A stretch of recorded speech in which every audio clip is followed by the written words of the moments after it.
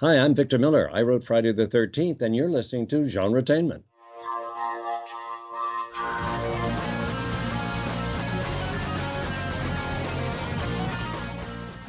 Hi everyone, welcome to Genretainment. If by chance you're new to the show, Genretainment is part of SciFiPulseRadio.com, and we're your hosts, Marks and Julie. Now, Genretainment is where we talk about what's happening in the world of film, TV, books, and web series. We give you interviews with writers, directors, producers, and actors in both independent and not-so-independent creations. Now you're listening to episode 127, and this time we're chatting with producer Adi Shankar. Now, Adi has produced such hit films as The Grey, Dredd, and the Netflix animated series Castlevania. We talked to him about the second season of Castlevania, coming out October 26th, how he got started in filmmaking, discuss his Bootleg Universe on YouTube, which has given us such fun reimaginings of icons like The Punisher, Dirty Laundry, Venom, Truth and Journalism, and Power Rangers. Now, we also ask him about his upcoming superhero series, and we discuss the controversy over Apu in The Simpsons and Adi's plan to help move the discussion forward. Now let's begin the interview. Hi, Adi. Welcome to the show. Thank you. You're a producer, actor, born in India, moved to the U.S. at age 16. The success of your film, The Grey, starring Liam Neeson, made you youngest producer to have #1 film in North American box office, and your YouTube Bootleg Universe has made you a fan favorite of many. Before we get into what you're currently working on or have it coming up, can you give us just a little look into how you got started in filmmaking and started your producing career? I just started doing it, man. I didn't really know, and I didn't have any connection into Hollywood. I didn't know anybody. There were no entry points really for someone from the outside, especially someone not from this country into the business. And I guess that gave me a layer of fearlessness because there really weren't any expectations for me to succeed. I just started doing it. I just woke up and just started making phone calls and saying, I'm a producer. What's up? That's great. Is producing something you love the most, or do you want to do a little bit more acting or writing or directing down the road? I'm currently doing all of the above other than acting. So other than acting, but there's a level at which I'm kind of method acting in real life. So there's that. So one of the big reasons we wanted you on the show is talk about the upcoming second season of the Netflix animated project Castlevania. Mm-hmm. How did that project first come about with Netflix? So it was actually Castlevania, not as an anime, as a live action adaptation, came to me as something to do in 2012. I mean, this was around the time Dredd was coming out. Okay. And at first I was super excited, and then I realized, all right, the people involved here just don't want to make something authentic to Castlevania, and this was going to just be another one in the line of another entry in a long line of video game adaptations that completely missed the mark and deviated from the source material and really, had a similar name to the source material, but very different other than that. So that came to me 2012. I eventually passed thinking, you know what, this will never come back. Better just not to get excited about Castlevania. Then in 2014, so now like literally 2.5 years later, I was getting ready to leave Hollywood. I was just kind of so sick of it. It just felt like an industry that was about to implode anyways, due to the advent of the internet, streaming technology, which were all kind of starting to mature at that point, or really starting to come into their own at that point. And I was like, this is done. I'm out of it. I'm going to just go to grad school and do something else with my life. And I had a list of a couple things I wanted to do. One of them being to make a short film of the Mighty Morphin Power Rangers, the way I saw it as a kid, which was really dark. And it was in my mind, it was a story about a bunch of high school kids who were being recruited and weaponized by a cult to go fight an intergalactic war that they had nothing to do with. So that short got made, got something like 18 million views in a day. And it just became a thing, so much so to the point where like CNN was covering it. it was nuts. And again, I had no intentions of sticking around. I was like, you know what, I'm still out of here. But then Netflix actually reached out to me on Twitter. So I went in for this meeting with folks over at Netflix who were very supportive, very nice, very warm, and very friendly, and kind of posed the question, what do you want to do next? and that conversation gave birth to Castlevania literally days later. So I guess a couple of key takeaways from that story. One, Netflix is awesome. They allowed us to make this show not just for the fans, but it was also it was fans making it behind the scenes too. So we're all fans. We're making it for fans. There's a level of authenticity here that is ingrained in the DNA of this show that wouldn't have been there had the 2012 live action version happened. Mm-hmm. So one, Netflix is awesome. And two, it just goes to show like how complicated the process was of making the show from its green light in the summer of 2015 to, it coming out in the fall or in the summer of 2017. So it was like a 2-year journey for really 4 episodes of a show. Mm-hmm. And that happened because there were a few things that were ground rules, just absolute ground rules. Forget the story, just ground rules from a visual perspective, right? Like when I was growing up in Hong Kong, there would be these awesome anime OVAs on TV, things like Ninja Scroll, which were done in this 2D hand-drawn style. That style over time started, disappearing to the point where it just kind of vanished completely. And it was very important to bring that look back, that style back. Now, easier said than done because it then involved having to construct a team that could actually pull it off. And it wasn't just a turnkey solution. It wasn't just, okay, well, we call this company and that company will do it. It was having to effectively create a network in order to pull it off. So now here we are. We're 3 years later, and there'll be 8 more episodes. Awesome. So double the amount of episodes. Great. And I like the animated look. I think it's really great, and it is a style that I definitely prefer too.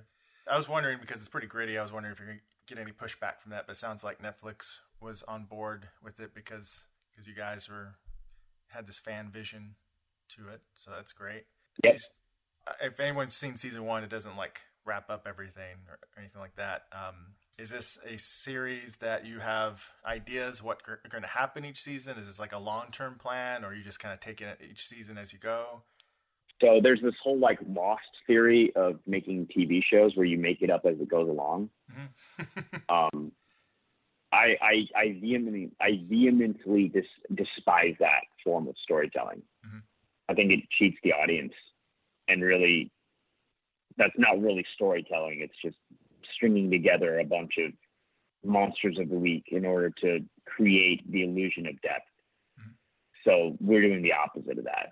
Well, awesome. I'm glad. I always like to hear that. Yeah, I mean, we've got a plan. Now, look, things might change, nuance might change, but there's kind of like an overarching narrative that's there that's intended to reward the audience for sticking around, right? Mm-hmm. Again, Marvel does a great job of this. Like if you watched Infinity War, you're like, oh wow, this was like a thank you for 10 years of this stuff. Awesome. I'm glad you're taking that approach. Is there anything else you wanted to add in regards to Castlevania? No, other than like, you should watch it. Yes. I suggest everyone should watch it. I'm looking forward to seeing season 2 for sure. So moving on to Bootleg Universe, where you reimagine pop culture icons like Punisher, Venom, Power Rangers. Mm-hmm. So what you touched upon it a little bit, but what kind of really inspired you to do that channel and reimagine those characters? Because I'm from the future, and I knew that if I did a bootleg adaptation of Power Rangers, it would lead to Castlevania. Well, good.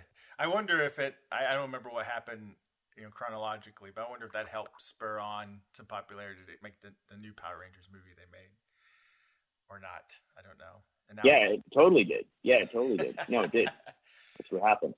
It's weird, right? Because I'm like sitting here going like, all right, so a bunch of years ago, I made a Punisher short film that served as the inspiration for a Punisher series.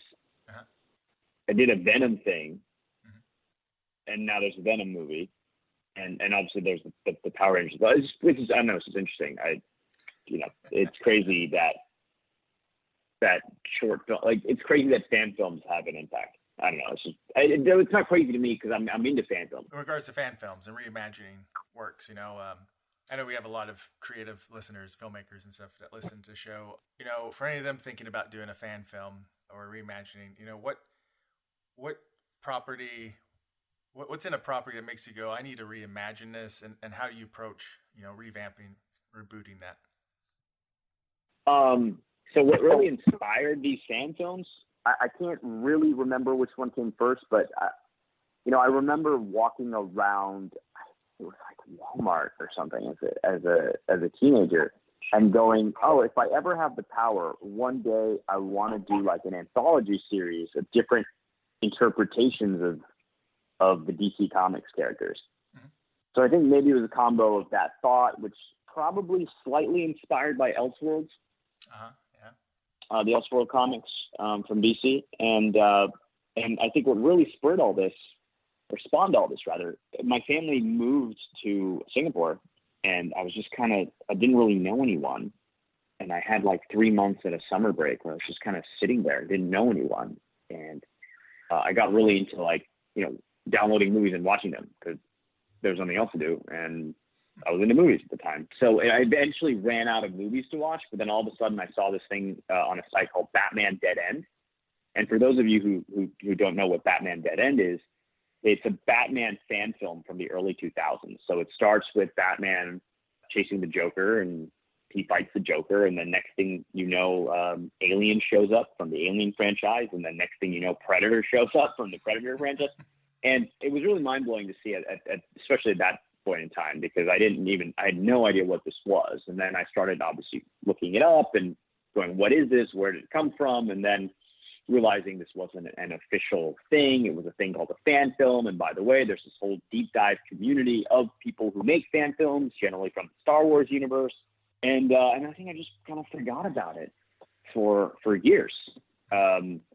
And for some reason, it didn't click for me right away when we were doing the Punisher Dirty Laundry fan film that this was a fan film. I think on some level, maybe I ran away from that word, that title of a fan film. But there's something weird about the word, and I just don't like it. And on some level, like, everything should be a fan film, true. Right? Like, you shouldn't be making something unless you're a fan of it. So therefore, it should be a fan film. Yeah. That's a good point. That's kind of how it played out, my man. Well, cool. I mean, it's still playing out because, you know. Yeah, you had Thomas Jane play Punisher, he played Punisher in one of the movies. So it's probably I do like the actor who plays Punisher in Netflix quite a bit, but besides him, Thomas Jane was always my favorite. I did want to ask you too, real quick, because of Bootleg Universe. I saw that a few months ago you kind of threw your hat into the Simpson Apu controversy, and you know, asking for a script to focus on the character and to write him in a more realistic, portrayed way. I was wondering where that kind of stands. I'm going to announce the winner very soon. Awesome. What inspired you to kind of? I mean, obviously you're from India, so it's a very, you know, important thing. You know, I'm sure it's a very important thing to you. But what kind of inspired you to go ahead and throw your hat into that with the Simpsons, or to include that potentially with the Bootleg Universe? A few things. One, I didn't like all the complaining that was going on, you know? So I wanted to kind of extend an olive branch to Matt Groening. I didn't really believe he was a bad guy. I just thought there was a lack of nuance going on in this whole conversation, right? So I wanted to just kind of move it outside of the he said, she said into a practical solution. And let's crowdsource this practical solution, because if you guys were to focus group it, you guys being the Simpsons were to focus group it, I don't know if it would work out that well, right? So it started off from that perspective, and then obviously this thing like spiraled into a whole new thing, especially after like Kanye and I shot a video about it. Well, I look forward to seeing who the winner is and how that turns out. So I think that's a really brilliant idea. Yeah, no, it's appreciate it.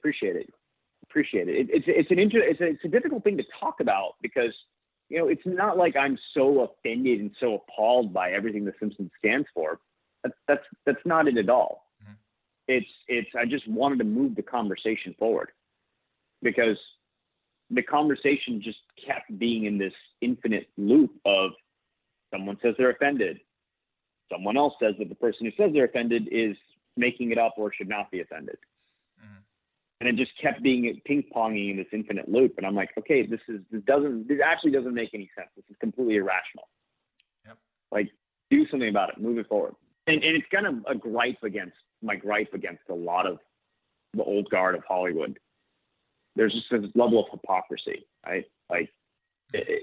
Like on one hand, you can't be this champion of free speech and satire, and then not acknowledge like a little issue like this, or rather a big issue like this. There's just like this lack of acknowledgement on a nuanced level on the part of the Simpsons. So there's a level of hypocrisy associated with that, right? Because this is a show that's now an institution that routinely satirizes everyone, and then kind of shut yourself off to criticism is hypocritical. Mm-hmm. Yeah, well, I look forward to seeing how that turns out, who the winner is. I wanted to ask you a couple other real quick questions. I hear that you got an untitled Netflix original superhero series due for release in 2019. Is there anything you can hint about that at all, even if it's just something really broad like live action versus animated or something like that? I can hint that it's live action. Okay. I'm looking for. I mean, I love all the Netflix stuff, and I think it's great to see more superhero. It's really great to see more original. I'm assuming that means it's not DC or Marvel. To see something that's not DC Marvel. So I look forward to seeing that. Thanks so much for being on our show. Before we go, can you let our audience know again where they can find you and remind them, what your upcoming projects are that they can check out? You can find me on the internet in some places, but honestly, you don't need to follow me. I really don't care. follow a charity organization. How about that? And yeah, watch Castlevania season 2 on October 26th and Bodied on November 2nd. Oh yes, with you co-produced with Eminem, right? That I produced with Eminem, exactly. Awesome. So known as Marshall Mathers. All right, well, look forward to those projects, and thanks so much for taking the time to talk with us, and good luck. No, thank you for having me. This was fun, and I really enjoyed your questions. My generals, in killing my wife, please! Humanity has proven to me that they don't deserve the earth. We will scour them off the land. My father, he's gone mad. And now he's going to destroy the world. Human scheme and betray. They all must die. Imagine it. A world without humans. Under endless night. My God. Dracula has to be destroyed. We can't fail. Hi, I'm John Rogers. I created the show Leverage and wrote Transformers, and you're listening to Genretainment. A big thanks to Adi for taking the time to chat with us. Now, don't forget to check out Season 2 of Castlevania on Netflix on October 26th, and his comedy-drama film Bodied, which is releasing worldwide on November 2nd. So another episode is coming to a close, but before we go, we want to remind you that you can always keep track of us by subscribing to us on iTunes, by following our Genretainment Facebook page, my Twitter account, which is Mr. Marks, our website at genretainment.com, or follow all of the shows at scifipulseradio.com. You can also click on over to markspile.com and subscribe to my email list if you want to keep up with Genretainment and my other creative projects. We'll be back soon with all new guests from our favorite films, TV shows, novels, and web series. Genretainment is a production of Alien Jungle Bug Productions. Until next time.